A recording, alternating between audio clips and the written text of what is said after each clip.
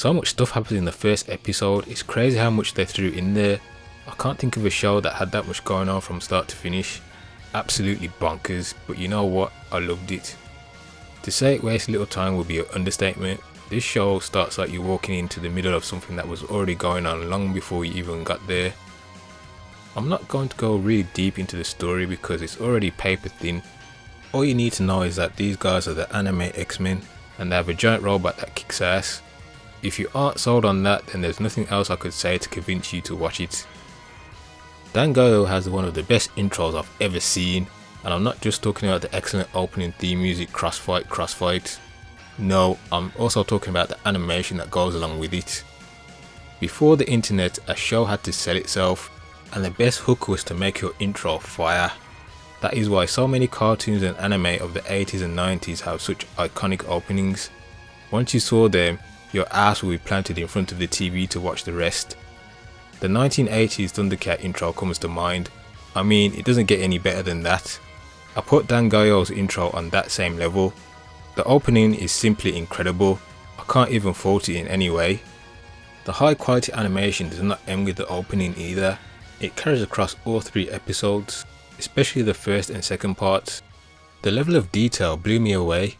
This is pretty much movie level animation. The Dangaioh foursome are quite the heroic group. Even when they're fighting, they will do their best not to kill the enemies, but rather try and save them, even in the final blow. Of course, some enemies have that geese-howard attitude and would rather die than be saved by our heroes.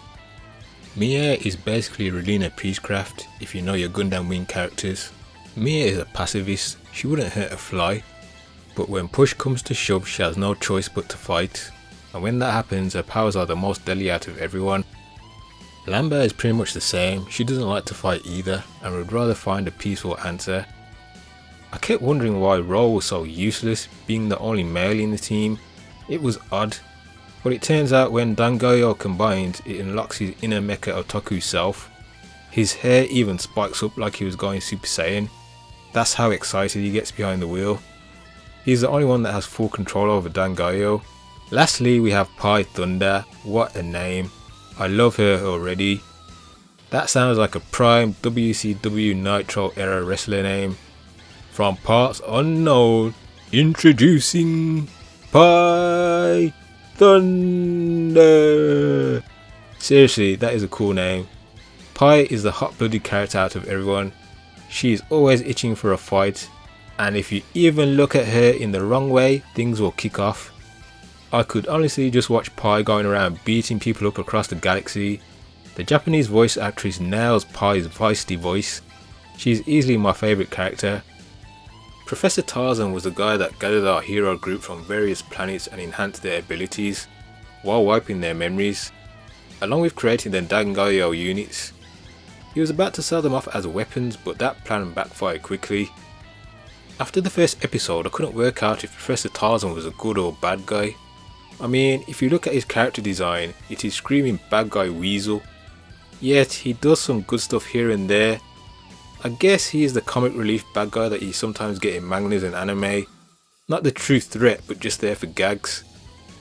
Every show needs a good villain, and in this case we have Gilberg. That's right, Goldberg's WCW knockoff. I told you this anime was WCW inspired. Anyway, Gilberg is such a badass that he rips out his own eye just so that he can be given the job of taking out the Dangaioh crew. Gilberg is essentially the main villain of the show, even though he is actually working under the main big bad guy, but this show is not long enough for us to care about that guy. The mechs in here look and move more like giant kaijus, so if you're a fan of Godzilla you're in for a treat, with these large scale battles, city buildings being toppled, mechs and kaiju like creatures crashing through the ground. You definitely get a sense of the large scale. Dangaioh's powers and moveset certainly remind me of Manzinger Z. It is definitely a cool looking robot. In terms of episodes, my favourite is the first one. I just think it's jam packed with everything you'd want out of a show like this. The villain in episode 2 is really reaching for an excuse to be a bad guy. I mean, it's a real stretch. You just think to yourself, really? That's what you got mad and twisted over? It's a hard sell. This is like Broly being mad at Goku for crying. It's those kind of levels. They could have come up with something else, but it only highlights that Dangaioh is not something you watch for heavy story substance. Episode 3 feels different. There was a gap in production time and you can kind of feel it. The first thing is the intro, or better yet, lack of intro. And not only that, the theme music is different. I mean, it's not a bad song, but it's not hitting Crossfight levels of hype. Without spoiling the final episode, I can say you probably won't be happy where things end. It's clear there were more stories to tell, but that never happened, at least not how you think. The whole premise of Dangaioh is X-Men fighting across the galaxy, but they also jump into a giant robot. It's a massive win for me, or maybe I'm the only person that thinks that. Who knows? Either way, it's sad Dangaioh never took off. Look, you are not watching this show for plot or substance. You're watching it for Pai throwing giant boulders at spaceships and kicking ass, or Ro going all hot-blooded piloting the Dangaioh. That's what this show is. It's not often I can recommend a show off its style and presentation alone, but in this case I can. Just know that's what you signed up for before watching, and you will enjoy it. Thanks for watching.